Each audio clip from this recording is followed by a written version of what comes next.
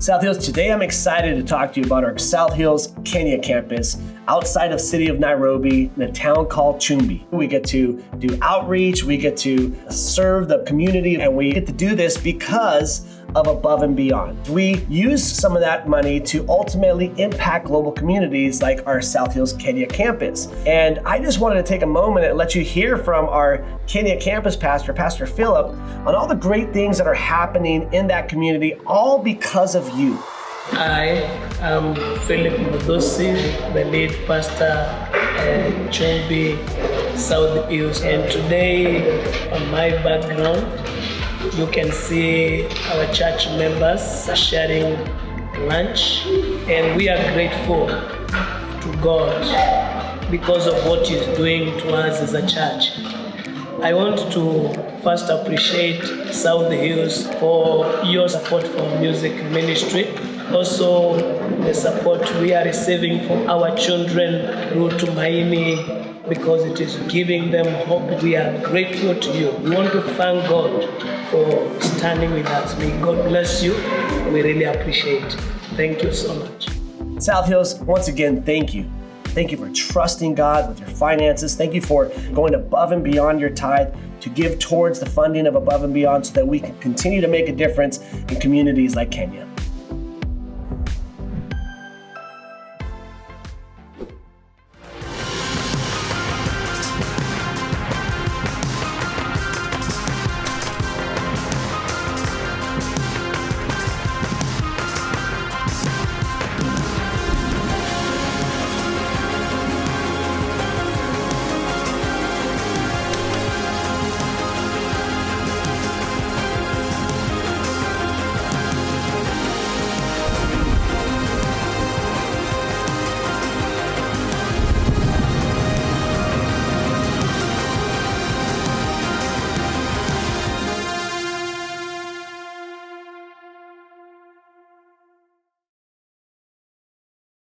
So I don't know if you've ever had one of those moments where you became consciously aware of something that's just obvious, right? But that's something that's been such a regular part of your life and your experience that you don't ever really even think about it that much. But then all of a sudden you have that moment where it just, that thing that's normal and natural just kind of seems a little bit strange or odd, where you're just like, man, if you just stop and think about it. Like, I don't know about you, but it happens to me in all kinds of ways, right? Like whether like you have that realization about your age, like I can't believe I am the age I am. Like I remember when, my parents, like I'm older right now than my in-laws were when I married my wife. And that is a weird like threshold that you pass and you're just like, I can't believe I'm 47, right? Or your kids' ages or whatever. Like we have, this is something that came up between my wife and I recently. We have a couple different things moments where this happens, where it's like we have two kids in college. It's unbelievable. We have one that's getting ready to graduate. Like how is this possible? Like we got married when I was 20 years old. How do we have a 21-year-old? Or we spent most of our lives in California. We moved here in 2019, and there's still times where we're like, isn't it weird that we live in Idaho? Like I never thought we'd live in Idaho, which is obvious we live in Idaho, right? And it's awesome, and we love everything about it. But I had one of those kinds of moments last year. I was listening to a podcast about Jesus, and it hit me how odd it is that my entire life revolves around somebody who lived 2,000 years ago. Like, I mean, as I said a second ago, I'm 47, and I've spent the last 40 years of my life following somebody who lived 2,000 years ago. Now, I know for a lot of us, that makes sense. Like if you're a church person, if you're a Jesus follower, if you've been a part of this thing for a while, that just seems kind of completely normal. It's probably not something that you think about all that much. But if you're here and you fit into that category, you're a follower of Jesus, I hope that there's part of you that at least from time to time that can recognize that it's at least just a tiny little bit strange. So over the course of my life, I've definitely had moments or even seasons where I've had all kinds of doubts and questions of like, man, I've given my whole life to this, God. This better be real. This better be true. Like, God, are you really there? Is Jesus truly and really God. But in looking at my life, even in those moments, one thing that I could never deny is that my life has been completely changed by Jesus. Even if it could somehow be proven that Jesus was not God, what could not be proven is that my life has not been completely and totally revolutionized by him.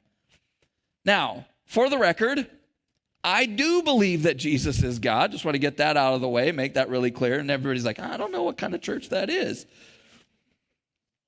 But even if you're here and you don't, or you struggle to kind of get there, or you have moments like I was just talking about, I think you'd have to at least acknowledge the impact that he's had on humanity and on human history. Because the mark that his life and his message left is undeniable. I mean, just the fact that we're here talking about him 2,000 years later is proof in and of itself that billions of people don't gather every week to read and talk about Buddha or Muhammad or Gandhi or Napoleon or Caesar or the Dalai Lama. I mean, maybe to a lesser extent, maybe some of their ideas and teachings, but not really their life and the person and the experience of that person themselves. And so the idea of this series is really simple, that nobody has changed humanity and impacted the world like Jesus did. And honestly, that's true regardless of whatever you believe about him, about whether or not he's God or not. No doubt there have been geniuses and savants and revolutionaries throughout all of history in math and art and science and music and technology and philosophy and even in religion that have had enormous impact on all kinds of things. But Jesus stands above them all. He is the single greatest revolutionary in all of human history, and it's not even close.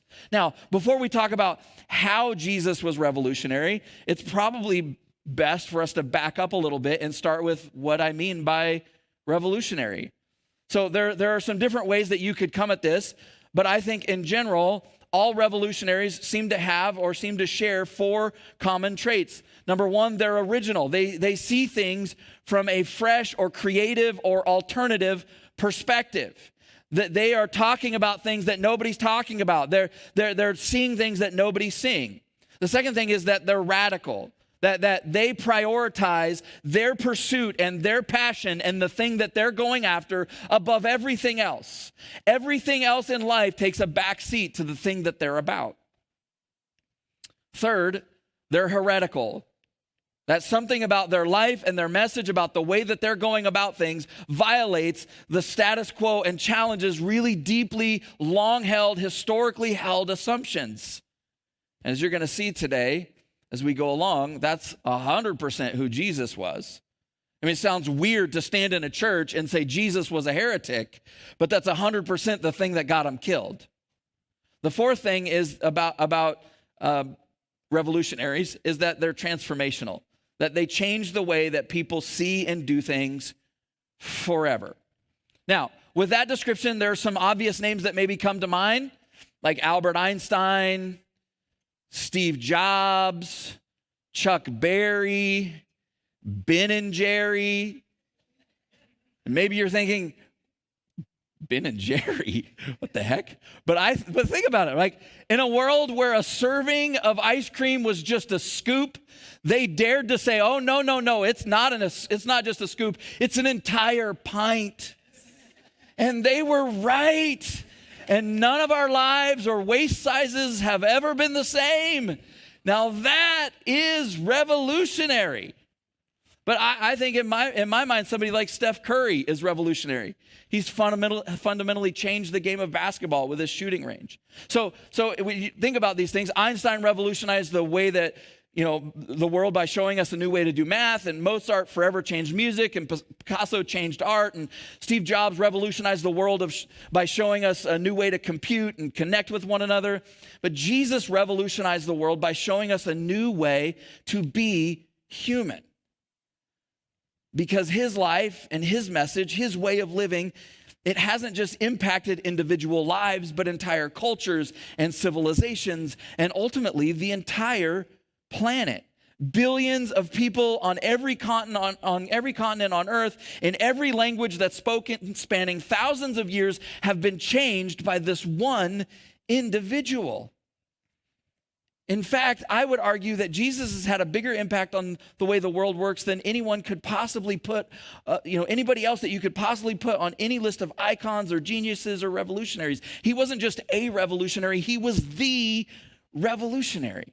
And even if you're not a believer, even if you're not a Christian and you're skeptical about all this stuff, the truth is that your day-to-day life has been significantly impacted by Jesus, whether or not you're aware of it or not.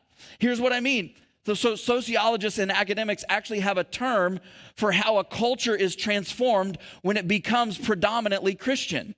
They call it redemption and lift. And what they mean by that is specifically what they've noted is that anytime there's widespread belief in Jesus in a given culture, there are things that always seem to follow that in its wake. Things like increased economic growth, things like an increase in the value of education, an elevated treatment of women, that there's less criminal behavior and more pro-social behavior, that divorce rates are lower in general, that mental health overall increases, that there's increased generosity.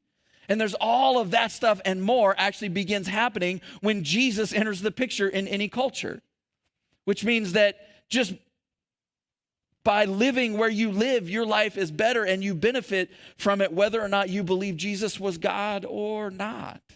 Now, all of that is amazing, but that's not the stuff that this series is about. In this series, we're going to go a little bit deeper and a little bit more personal than that. So this series is about the aspects of Jesus's life and teachings that are the foundation from which all that stuff I was just talking about grows. It's the reason why that stuff happens in a culture that begins to believe in Jesus. Now, Jesus changed human history in more ways than we can count or describe, but for the next few weeks, we're going to zero in on these 4 brilliant and revolutionary ideas or themes that Jesus brought to the world. Grace, truth, good, and beauty. And there's a lot more that we could talk about, but we try to keep our series confined to a month here. And so we agonized over which 4 we were going to pick. But we're going to talk about truth, grace, good, and beauty. Now, I love all kinds of movies. Anybody that knows me, I love to talk about movies. I speak, fluent movie quotes. And anybody like me enjoy a good revenge movie? Anybody a good revenge movie? Yeah, like Taken. I have a particular set of skills that I've acquired over a long, you know what I'm talking about? Or The Princess Bride, that's a revenge movie. My name is Inigo Montoya. You killed my father. Prepare to die. Right? John Wick, just never mess with a man's dog, right? That's what started the whole thing. Or Ocean's 11 or The Equalizer, one of my favorite movies, The Count of Monte Cristo. Anybody seen that movie? It's a fantastic movie. We should just talk about movies the rest of the time, huh? It's like, all right, woo. But why do we love those stories so much? I think at least part of it is because we love justice, right? We love it when the bad guys or the villains get what they deserve. And it's even better when the person that they've wronged is the one who's giving it, when they get their payback. Now, obviously, most movies are extreme. Most of the stories are really unrealistic situations, and they take things way farther than you and I ever would or could. I mean, you'll hopefully be relieved to know that I haven't spent a lot of time fantasizing about torturing or murdering people or getting that back at people that have wronged me. But our impulse still for revenge seems universal. Now, you don't have to raise your hand, but think about it. Have you ever had somebody cut you off in traffic and then you sped up and passed them so that you could return the favor? Have you ever been left out of something by someone, and so you made your own plans and you formed your own thing, which was really cool, but the quiet part that you didn't say out loud was at least part of the motivation was so that you could exclude that person or those people that didn't invite you to their thing? And what is it about us that when someone says or does something hurtful to us that we immediately want to hurt them back? Now, here's where things get really interesting, I think. Every religion in the world, especially ancient religions, has some principle about payback and fairness, about these moments when we're wrong and how we go about making it right. And that includes Judaism, which is based on the Old Testament, the Jewish faith, the faith that Jesus grew up in, and includes the Old Testament. And the idea in the principle is simply this, right? If someone does that to you, you're allowed to do this to them to set things right. And a lot of the rules were really specific in the Old Testament. So I went and found, and there's all kinds of examples I could give you, but there's a lot of weird stuff in the Bible. You should read it sometime. So I went and found one of the craziest examples I could find, and I'll just give you like a little warning. It's a little PG-13, all right? So in Deuteronomy chapter 25, verse 11, it says this: if two Israelite men get into a fight and the wife of one tries to rescue her husband by grabbing the testicles of the other man, you must cut off her hand. Show her no pity. Now, I bet you didn't know that was in the Bible. But we've all been there, right, guys? Like, my question when I read that is like, how often is this happening that they had to come out with a rule about it? It's like, all right, guys, this is way too much. We have to start chopping off some hands around here. Ladies in the ancient world just be fighting dirty is all I'm saying. That is not cool. Now, obviously, this example is absurd and arbitrary and definitely weird, but there's still part of us that we're like, I don't know if I agree with all that. I don't know if I agree with the punishment, but at least it was clearly spelled out. Like, if you do that, this is going to happen to you. At least it was defined. The truth is, many times we'd rather have kind of unjust rules than no rules. As long as they're clear and they're applied to everyone evenly, we'd rather there just be some weird rules, maybe even some unjust rules than no rules. After all, we can't just have people out here getting away with just anything and everything. And so the most well-known reference in the scriptures that became shorthand for this whole idea is found in Leviticus chapter 24, which says this: anyone who injures another person must be dealt with according to the injury that they inflicted. A fracture for a fracture, an eye for an eye, and a tooth for a tooth. Whatever anyone does to injure another person must be paid back in kind. And what the people then liked about it is what we kind of like about that now is it's not perfect, but it is fair. And so the Jewish people lived by that standard in the way that they dealt with one another for well over 1,000 years. But then Jesus arrives and he starts changing it all around. He says things like this in Matthew chapter 5. He says, you've heard that the law says that the punishment must match the injury, an eye for an eye and a tooth for a tooth. And they're like, yeah. And it wasn't just the law. I mean, that came from God. And he's like, but I say, do not resist an evil person. If someone slaps you on the right cheek, offer the other cheek also. If you are sued in court and your shirt is taken from you, give your coat too. If a soldier demands that you carry his gear for a mile, carry it 2 miles. So Jesus arrives and there's this enormous earthquake shift, this revolutionary shift from payback and retribution and fairness to grace and love and forgiveness.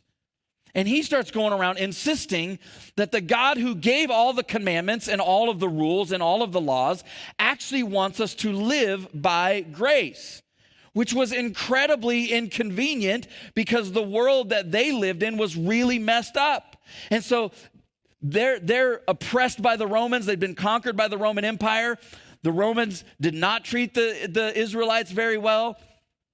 And so everybody is looking for the Messiah, the Savior, to come and to lead a revolt and to pay back those dirty Romans and to free them from all of that oppression. And so they're wanting a Savior that says, if a soldier makes you carry his gear for a mile, you wait for the right moment and you stab that soldier in the back and you don't even think about it. But Jesus is like, no. If he tells you to carry his gear for a mile, carry it 2. And they're like, what? But Jesus starts explaining that the reason that God gave all the laws and the commandments, it wasn't to eliminate the need for grace, but so that we'd understand the context for which grace would be needed and should be given. So grace was something that Jesus talked about all the time. In fact, it was at the core of everything he taught. And although he never defined it, he demonstrated it on a regular basis.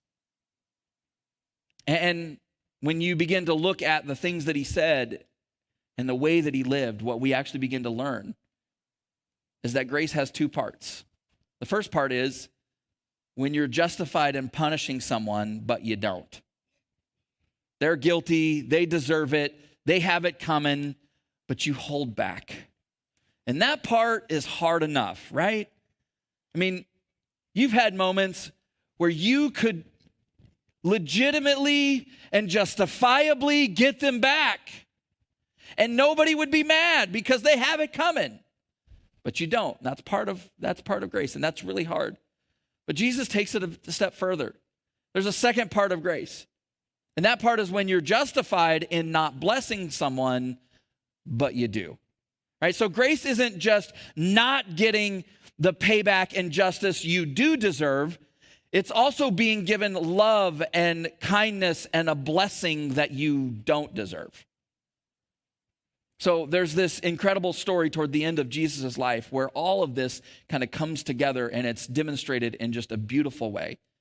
And it's found in Matthew chapter 26. It says this, it says, Judas, one of the 12 disciples, arrived with a crowd of men armed with swords and clubs. They had been sent out by the leading priests and elders of the people. The traitor, Judas, had given them a prearranged signal. You will know which one to arrest when I greet him with a kiss. So Judas came straight to Jesus. Greetings, Rabbi, he exclaimed, and he gave him a kiss. Jesus said, my friend, go ahead and do what you've come for. Then the others grabbed Jesus and arrested him. But one of the men with Jesus pulled out his sword and struck the high priest's servant, slashing off his ear. Put away your sword, Jesus told him. Those who use the sword will die by the sword. Don't you realize that I could ask my Father for thousands of angels to protect us, and he would send them in an instant? So, a little backstory. This is one of the most painful, challenging, and difficult nights of Jesus' life. He knows that his life is about to end. He knows he's about to be killed, and he's agonizing over it. And so he takes 3 of his closest friends, 3 of his disciples, to the garden to go pray. And when they get there, we know he's just overwhelmed because he actually tells them, my soul is crushed with grief to the point of death. And so he begins to pray, and he asks them to pray, and he goes over and pleads with God for there to be another way. And every time he looks over at his friends, though, Peter, James, and John, they're not praying for him. They're not there supporting him. They're asleep. And it's right in that moment is when his other friend, Judas, shows up to betray him. See, it's easy to show grace when you're at your best, when everything's going your way, when all the conditions are preferable and favorable, right? When you're feeling really generous because life has just been good, right? In fact, most of us don't even really count those moments as grace because it just comes so easily and naturally for us. But grace under fire, grace when it's costly and painful and difficult to give, grace when they don't deserve it, grace when the people you love aren't there for you, grace when someone you trust betrays you, and in the middle of that betrayal, you still look at them and call them friend. Well, that is different altogether. That is transcendent. That is divine. I think one of the most extraordinary things about Jesus when you open the scriptures and begin to read the stories is that he was always, always, always bigger than the moment. No matter what was happening to him, no matter what was going on around him, no matter what people were doing to him, Jesus just always was bigger than the moment. Now, as bad as the betrayal of Judas was itself, Judas didn't come alone. He brings a mob with torches and swords and clubs. And so Peter pulls out a sword to defend Jesus, but he's a fisherman, he's not a fighter. And he cuts off the guy's ear, which was either an incredible display of accuracy and swordsmanship or an extremely unfortunate miss. Because it's hard to imagine how cutting off someone's ear in this situation would help anybody, no matter what your motivation was. So I think he was just a guy that really didn't know how to use a sword and started swinging wildly and is swinging for the guy's head and misses and chops off his ear. Really bad aim. Either way, it wouldn't have been very hard at all to justify Peter's actions.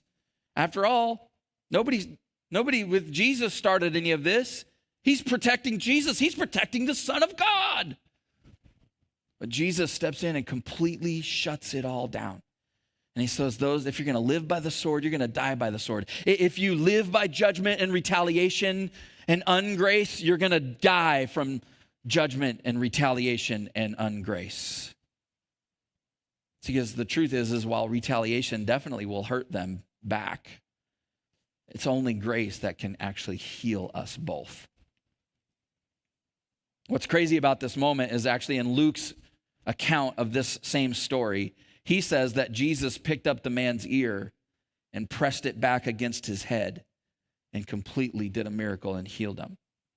And while the power and the miracle are impressive, it's the grace that Jesus shows in this moment for somebody who came out to unjustifiably arrest him and lead him off to his murder. It's the grace that he shows in that moment that's truly life-changing. See, Jesus made it clear in this story that he came to heal people's wounds, not to inflict them on them. That's what grace is. That's who he was. Whenever someone opposed or offended Jesus, he always chose to give them life rather than to get even. And honestly, everybody was okay with him living that way. The problem, and where it got really sticky, is that he kept insisting that this wasn't just how God was going to behave in his posture towards us. It's how God wanted us to behave in the posture he wanted us to take with each other. And that's where everything started falling apart. Because that's the part we hate, right? That's the part where we're like, that's a bit too far. That's the part where people started pushing back. That's the part that got him killed. Because every time he started talking about grace and showing love and loving your enemies, heads exploded and tempers flared. And it was like, but what about this situation? And what if this guy comes and does this? What about then, Jesus? In the end, Jesus wasn't crucified for the miracles he performed. He wasn't killed for the people that he healed or the grace that he showed. Ultimately, he challenged how people saw God, though, and how they saw the scriptures and themselves and the world around them. And that's what got him killed. What's obvious from how humanity responded to Jesus is that there's part of us that we really like having the laws and the rules and the commandments around so that we can hold other people accountable. We don't want to live by them. I'm free, I'm going to live by that, but I definitely want to make sure I can control you. We like wielding religion as a hammer to manipulate and control and judge and condemn people. Jesus comes along and gives us a whole new way to see and to live, insisting that grace is how God wants us to live. And that just didn't sit well with the people around him. Because the truth is, we all love the idea of grace until we're faced with having to give it to somebody we don't think deserves it. That's when we're just like, oh. That's when it's scandalous, right? That's when it's offensive. That's when it's like, let's just not get carried away here, right? That's when we want to rein it in. We get uncomfortable when God is gracious to people that we don't like, right? God, how could you be kind? Do you know what they did to me? Much less us be gracious to them. So that's when all the justifications and the caveats and the excuses come into play, right? But that's the thing. If you've never given it to someone that you didn't think doesn't deserve it, what you gave away wasn't grace. If you made a calculation that it was in your best interest to go ahead and be nice to them or to bless them, that wasn't grace that you gave them. That was selfishness. That was self-righteousness. See, because grace can only be given to somebody who has no right to demand it. And I think part of what makes this hard for us is that grace, it isn't logical or fair. It's logical to pay people back. It's fair to pay them back. And on top of that, grace feels like weakness. I mean, did you notice what Jesus said to Peter after he chopped the guy's ear off? He said, "Don't you realize that I have thousands of angels at my disposal to protect us? Don't you realize who I am, Peter? Don't you realize that I'm powerful enough to pay them back? Don't you realize that I could have 1,000 angels here in the blink of an eye and destroy all these people? This isn't weakness that I'm letting them arrest me. This isn't weakness. This isn't me being powerless. This is love. This is grace." Now, as you can imagine, the guy who was the one to wield the sword in this moment and chop the ear off and then saw Jesus put it back on, that moment had a profound impact on Peter, because 30 years later, he wrote these words in 1 Peter chapter 3. "Don't repay evil for evil. Don't retaliate with insults when people insult you. Instead, pay them back with a blessing. That is what God has called you to do, and he will grant you his blessing." Why would Peter tell us to do this? Oh, because he had watched Jesus heal and forgive and love people when they least deserved it. He had saw them change and grow and their life become better and their family's life change and the world around them become a better place because Jesus showed love and grace and forgiveness and mercy. You look around the world today, you don't have to look very far. Our world runs on ungrace and disgrace, and it is becoming more and more ungraceful and disgraceful every single day. Ungrace will change you to your past and define you by your worst. But God's grace believes in your future and defines you by God's best for you. Ungrace is payback, and it's canceling people, which is kind of like preemptive payback. It's all evil for evil and insult for insult, to quote Peter. But Peter's going, you want to know what gives life? You want to know what will change the world? You want to know what will change the dynamic of your relationship with that person? You want to know what will change your own heart? It's grace. Go ahead and pay them back, but pay them back with a blessing. Pay them back with what's good and beneficial and loving and helpful. And if you have a pulse, you feel all kinds of tension around this, right? Because you can think about, you have people, you have faces and names and situations right now running through your head. You're like, not that guy, not that situation, not that person. But Peter says, you know what? That's the space where you give grace. That's the space where God is. That's when you're most like him. That's where there's not just, when you bless them instead of cursing them, God comes in on the back end and there's a blessing, a transformation, a change, a grace that's given to you. There's a power, a freedom, a wholeness that happens in your life when you live by grace and not by ungrace. Getting them back always feels good. It always does. But it can never, ever heal you. It can never, ever heal that situation. Many of you know the story of my stepmom who was murdered in 2016. I was really close to her. She was married to my dad for 24 years. She was attacked by a guy coming out of a Macy's in Fairfield, California. He wanted her purse and wallet, hit her with a baseball bat in the head. She died 4 days later. The hardest part of the whole ordeal, well, maybe not the hardest part, but one of the hardest parts of the whole ordeal was going to trial while William David King was being tried as they were going through all the preliminary hearings and arraignments and all that stuff, and showing up and seeing the man that did this to my stepmom, somebody that I loved.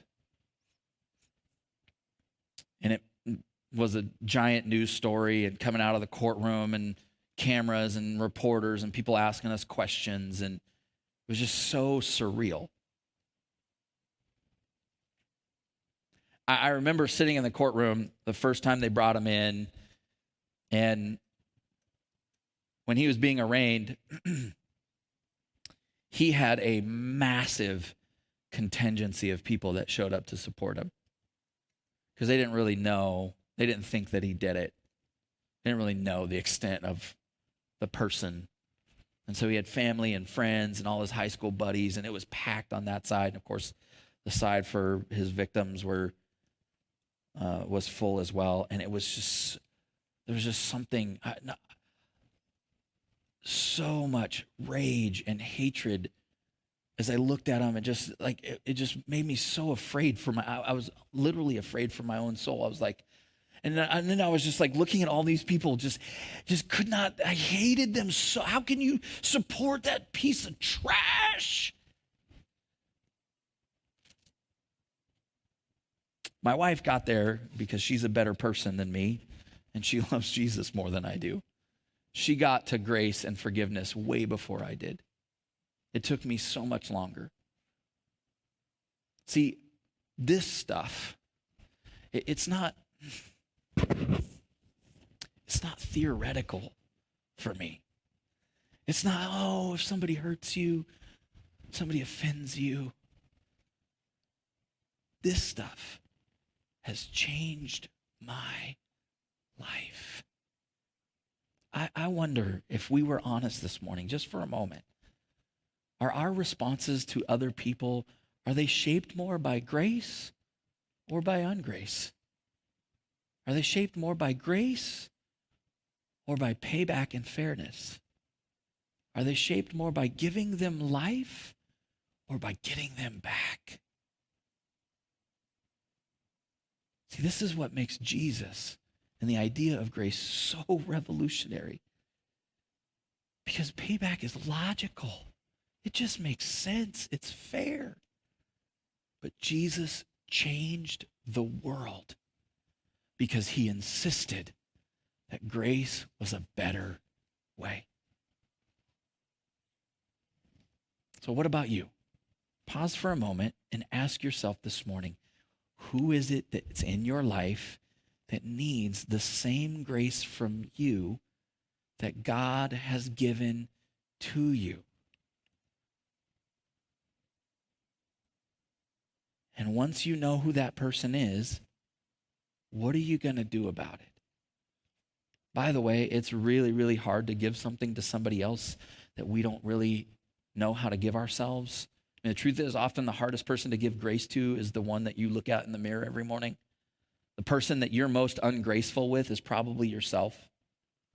But the power of Jesus' revolution, the revolutionary power of grace, the thing that people began to wake up to, the people around Jesus, was if God can love and forgive me, then maybe I can love and forgive myself. And if God can love and forgive me, then maybe, just maybe I can love and forgive the people who have hurt me and wronged me.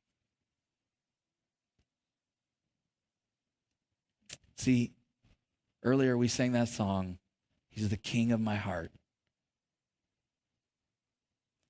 This conversation about grace will bring that clearly into focus. Jesus has come to give himself, to pay the price for you and me. And he doesn't just tell us to live in grace, that his whole life was characterized and culminated in his death because he was so committed to the idea of grace. What are you going to do about it? Let's pray together.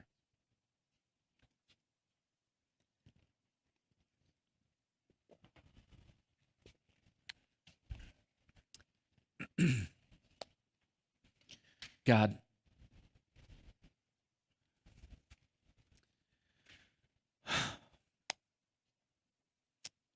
your Spirit, your presence is here. This conversation is, there's not a single person in this room, no matter our age. God, even to the youngest of us, if we have siblings, we know what it's like to want to get payback.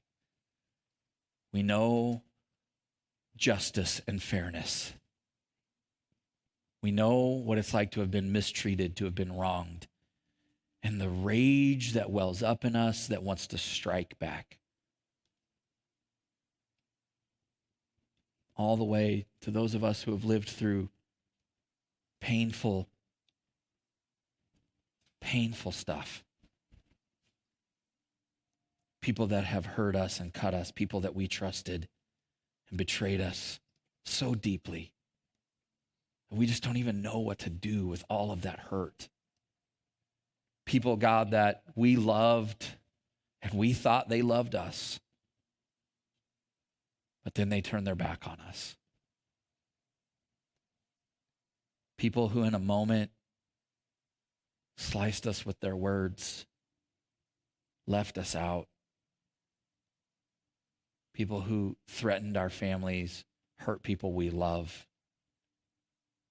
The world is full of ungrace.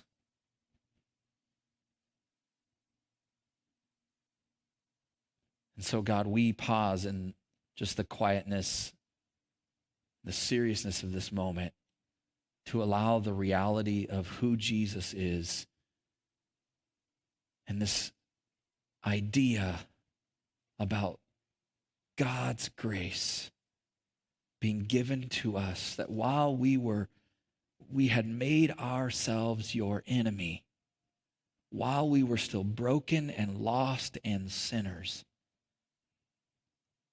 that you demonstrated your own love and grace for us by laying down your life for us. There was nothing about us that deserved being let off the hook, and there certainly was nothing about us that deserved the blessing of life and forgiveness. And yet you gave it to us. And so, Lord, this morning, we just want to pause and sit in the middle of that and receive that and just say, I give you my life. I've been the king of my own heart, the queen of my own heart. And I've let myself down so many times. I've built up protections and walls. But today I'm going to let you step into that place, Jesus. So today, I give you my life. Lord, for those that are here this morning and they are really struggling with regret and shame, they really struggle with showing themselves grace. They can barely look at themselves in the mirror. I pray, God, that you would come and wash all of that away. That the grace of God, that the one who knows them best, loves them most. That your grace has been poured out. That you have given us grace on top of grace, in place of more grace. That your mercy and your grace and your love are new every morning. That whatever yesterday held, that it can stay in yesterday, that today is a clean slate. And then for those of us, God, who have somebody in our life that we're